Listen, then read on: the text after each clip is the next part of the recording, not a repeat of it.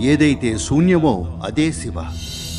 అది శూన్యం కాబట్టే అది అనంతం.